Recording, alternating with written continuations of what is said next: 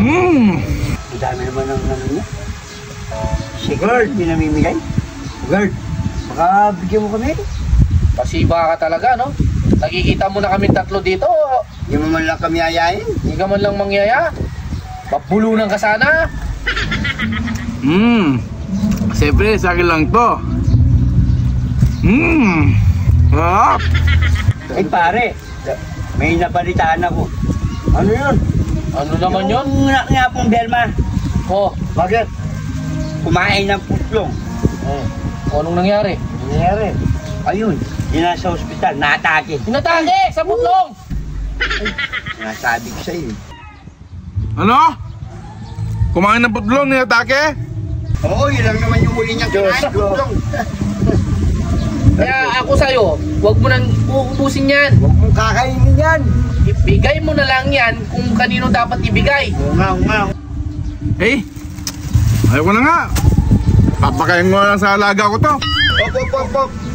May alaga ako nga, susunod na lang dito. Oh, bigay mo na lang sa kanya, may alaga siya. Oh, yan o.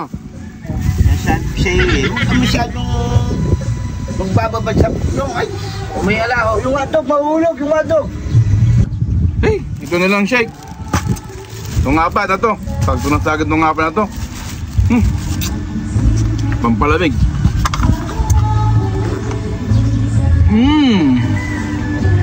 Ay! Ano naman? Ano? Alam mo si Aling Bebang? Oh, Yung anong doon sa nangyari? tabi ni Aling Lerma? Oo. Oh, bakit naman? Tumaas ng sugar, uminom ng milk tea. Milk tea? Milk tea!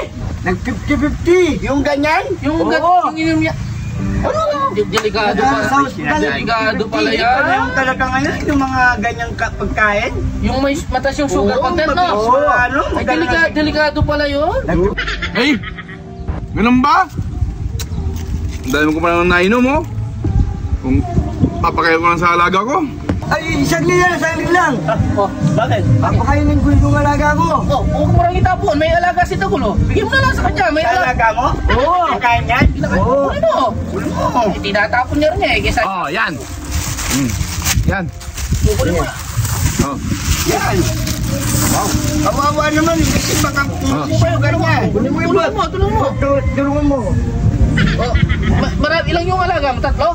Apat. O sige. Tama. Ay, Uy, ibibigay ko na rito. Yung alaga mo din? Oo. O, punta na ako dun. Papakainin ko yung ibon ko. May alaga din ako eh. Ay, sige. Ito.